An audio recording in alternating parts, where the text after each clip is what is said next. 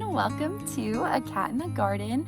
It is still very surprisingly warm and sunny as we head into mid-November here in Central Texas, and I'm still not used to this weather and how warm it is so late in the year, but I'm not going to complain about it at all. In fact, Nutmeg and I are out here with Saffron too, but she's chasing some butterflies somewhere, and we're going to do a big fall harvest here because there is quite a lot that is ready to be harvested. And I'm still paranoid that we're going to get a surprise freeze at some point and I'll just lose everything. So periodically I like to come out here and just harvest everything that is ready in the garden. That is what we're going to be doing today. There's quite a lot out here right now that's just ready to go. Peppers, tomatoes, green beans, all sorts of things. So we'll just get started, harvest some things, and I'll talk about the great weather that we've been having here lately. Before we get started, I wanted to point out something that I actually harvested yesterday, but it's still blooming, so I want to show it off, and that is my saffron crocus. It finally bloomed. After 2 years, I've just left the bulbs in the ground, and I think this year the oregano plant provided enough shade that it was cool enough to bloom, and then I did harvest the 3 reddish orange little tendrils that you harvest as the saffron yesterday, so it's still blooming. Hopefully we'll get more, but I just feel really lucky that I was able to get at least one to bloom here. It has been a long time coming, and I was so shocked when I saw it yesterday. I was not anticipating it at all. I'd almost given up on my saffron, but I finally got it to bloom, finally got a harvest. First up is my tomatoes. And most of the tomatoes I have to harvest are right here. A lot of them are actually growing along the base. And luckily they're mostly in full clusters, which is nice. So I should be able to harvest quite a few just in the nice cluster. I did have a couple growing in my other tomato patch, but it was literally just 2. So I already harvested those. But these white currant tomatoes from Baker Creek Seeds have performed really well throughout the season, and especially in the month of November. I've really noticed that all of my tomatoes have really taken off this month, and I'm not going to complain about it. Do I wish I had more fresh tomatoes over the summer? Yes, but I had enough. I had some, and I am really enjoying having them now when most people really don't. It's pretty hard to find other places across the US that have fresh tomatoes this time of year. So I'm just going to be grateful for what I have, what is technically seasonal here, and that's going to be my tomatoes. So they're doing really well. I've got quite a few bunches. I've got even more that are still growing on the plant, and as long as the freeze holds off, the inevitable incoming freeze, because it's bound to happen eventually, I'll just keep harvesting these tomatoes. There's more all the way in here behind some of my watermelon plants and some dead foliage. So I'll try to sneak in and grab what's ready. Not everything on this cluster is ready to be harvested, so I'll just have to be careful.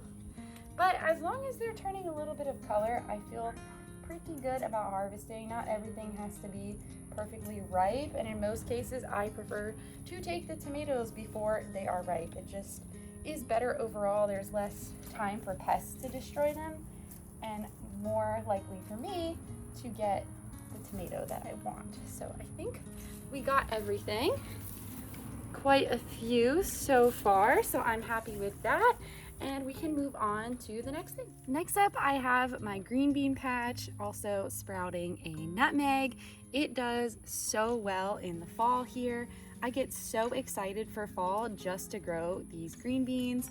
If you live in a normal part of the country, you would grow green beans in the summer, but it's just way too hot in the summer here for green beans, much like many other summer crops. So I wait for the fall very impatiently because I absolutely love green beans. So this is what they typically look like, and I've been able to harvest every few days handfuls upon handfuls of green beans, and they all look so good. Some of them get really long, and they do stay for a few days on the plant, but then they'll start to thicken up and grow some seeds. So I really try to be proactive about getting out here and harvesting them, also because they store really well in my fridge.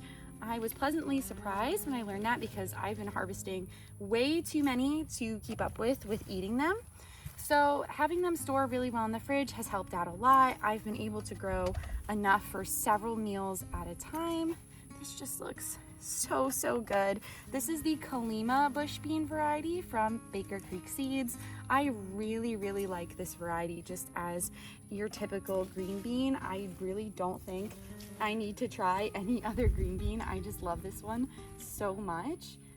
And it's very prolific. It can grow in tight spaces really well. So I just ignore spacing rules and plant them a few inches from each other. They do grow into each other, but it really doesn't seem to be a problem with this type of plant. And I just look forward to this every single fall since I started growing green beans. I did try to grow them in the spring. I was able to get, I think, a couple green beans before it got too hot, but just with the volatility of the weather, they really just don't do as well, and that's totally okay. They are, however, not frost tolerant at all. So as soon as we get a freeze, they're going to be done. But luckily, I've been getting lots of production out of them, so I'm very happy with them overall. When the frost comes, I will be sad, of course, but I feel like I've gotten so far enough out of it. It is kind of hard to predict sometimes when to plant them because every year that I've lived here in Texas, it has started cooling down at much different times. This is a really big one. This one's super nice.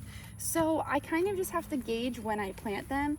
With these bush beans, you really don't want to plant them in a transplant. You just want to direct sow them if you can. It'll set them up the best for success.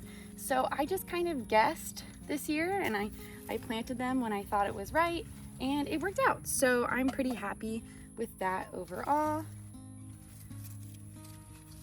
Okay, I think I got everything from this section. So we moved on to a different section and I also need to pick some of the peppers in here. All right, Saffron, we don't have to sit in front of the camera, sweetie. Come here. There we go. So I have some bell peppers here. They're still green, but I need them for tonight. So I'm going to pick whatever ones I see that are ready enough. Bell peppers do not grow the best in Texas just because it gets so hot, but that's okay. I still have a few that are growing decently well and I'll take what I can get. But every single Sunday I cook with my brother. We make a new meal pretty much every Sunday, and it started out as me just teaching him how to cook because he is younger than me. And when he moved out on his own, we just kind of used that as a way to stay in touch, and then I could teach him how to cook. We've been doing it for, I want to say, over 3 years now.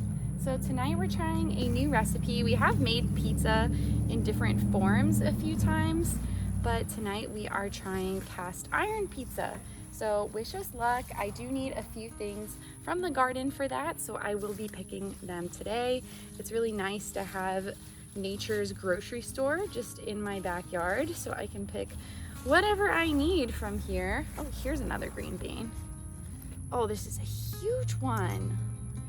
I mean, you're just not gonna find anything like that in a grocery store. So these beans are truly fun to grow. I think I got everything from here. There might be a couple in that corner over there that I missed, but pretty much got all of the green beans. I do have another type of bean that I need to harvest, but for now, these are done. Here's what we got as far as the green beans and bell peppers are concerned. I have a few smaller green bean plants in here. Next, I'm gonna be looking for more peppers that are ready in these beds. I have more in the large pepper bed. I don't really think these banana peppers are ready. I do have a serrano here, so I could pick that and then we'll move on to some of the more productive pepper beds. I've got quite a few peppers in this bed that are ready, so I'll start with my Tabasco peppers. I try to use these sparingly because they're a little bit too spicy for my husband, but I do have some that are ready. Whoop. Lost one there, but they look pretty good. I'll put them in with the tomatoes just because that basket doesn't have as large of holes as this one.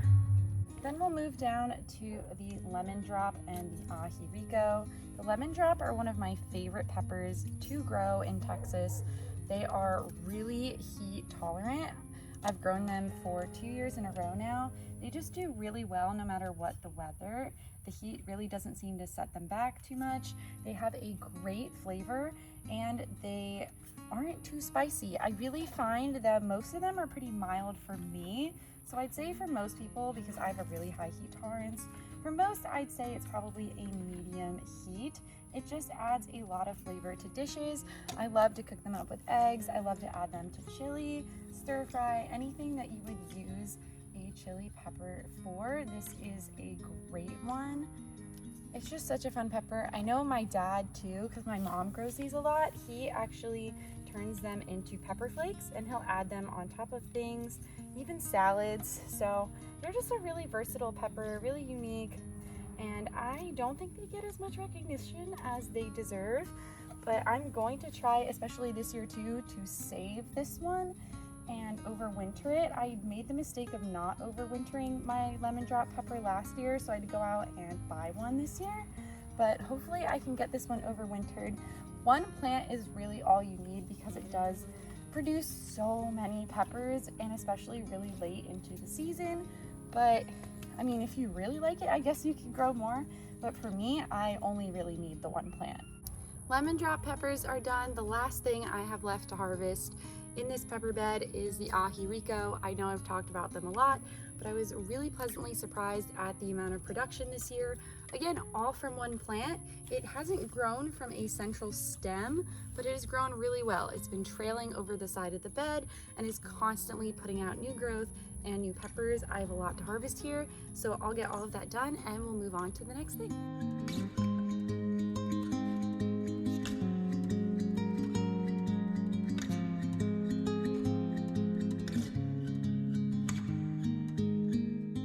Pepper harvest is just looking phenomenal. The amount of aji rico that I got is crazy, and there's still so many more on the plant.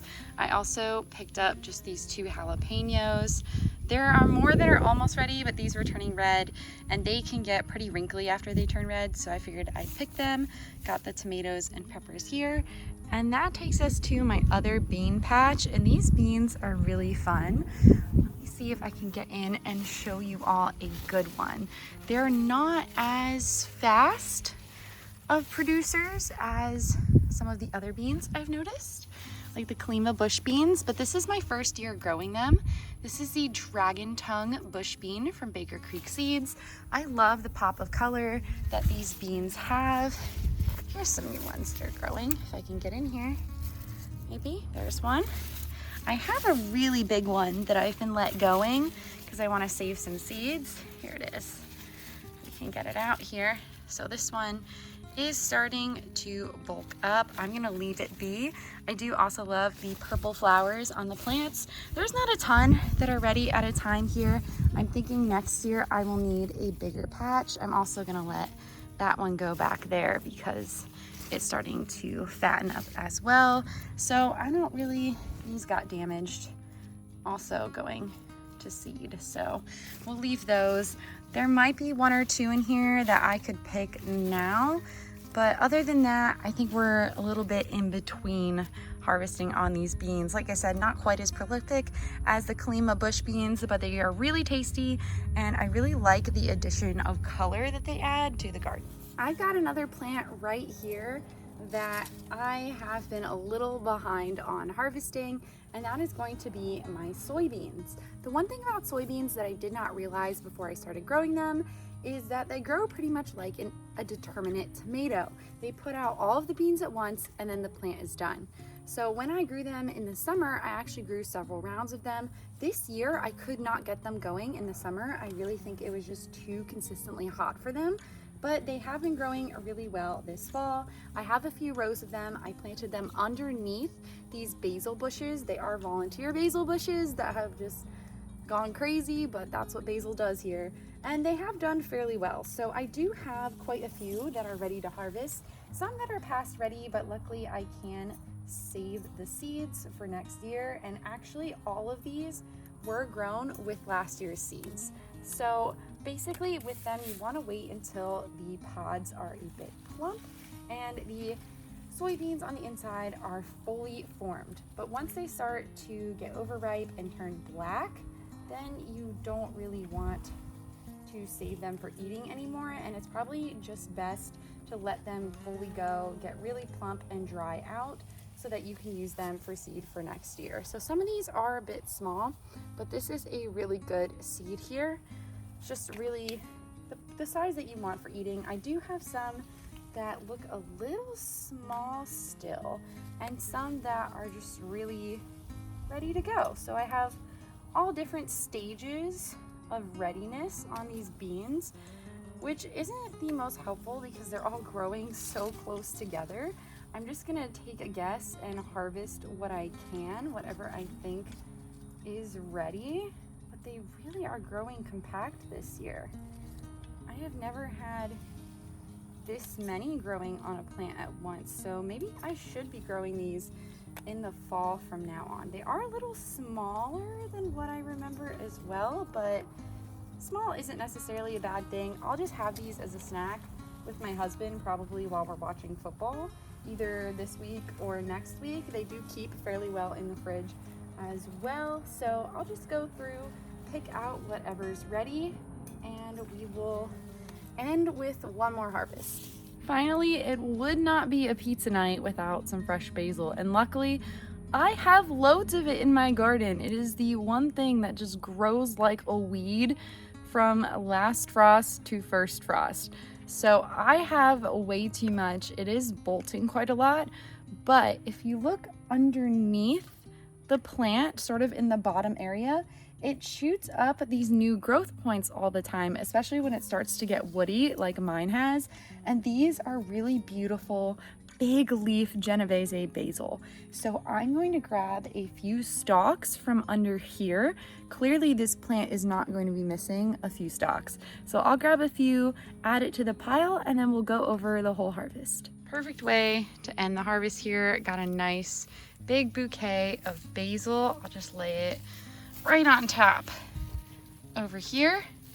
I feel like I've got almost the entire rainbow. I just covered up my purple beans, but I am very happy with this fall harvest here. A lot more than I was initially expecting. I knew I had a lot, but not quite this much. So that's it for our fall garden harvest. There are obviously a few things that we could still be harvesting, like leeks, leafy greens, herbs, but those are mostly things that actually stay better in the ground, or they're just perennially green like my rosemary behind me. So those I typically leave alone unless I absolutely need them for something, like I needed the basil today. I'm really excited to make this pizza tonight. I'm going to be using garlic, basil, peppers from the garden. So it's just really nice to watch all of my hard work come to fruition in meals. I really feel so rewarded when most or at least half of a dish comes from the garden out here. That is the most rewarding thing to me personally.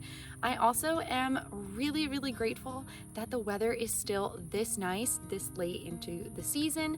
Typically by the third week of November, I am really watching out for a freeze, but so far the coldest night we've had here is 51 degrees. So we are keeping our fingers crossed, because the longer a freeze holds off, the longer I'm going to be able to harvest things like my tomatoes, like my peppers, and I am finally getting really close to actually harvesting large slicer tomatoes here in my Texas garden. It has not happened the entire time that I've lived here. I have never gotten a large slicing tomato to ripen. I have gotten more plum varieties or some that are a little bit bigger than a plum, but never a large slicer like the ones that I have growing. I think I showed them off in my last garden tour. You'll definitely see them in my next one unless we get a freeze before then. So I'm keeping my fingers crossed for that. Nutmeg and Saffron are really loving the weather out here as well. When it starts to cool down and we mostly have temps in the 70s and 80s, it's the perfect weather for them. It's the perfect weather for a lot of my typical summer crops, and it's just a really nice time to be out here in the garden. But thank you so much again for coming along with Nutmeg and I today. If you like this video, make sure to give us a thumbs up down below and subscribe so you don't miss anything from us here on the channel. Thank you, and we'll catch you in the next one.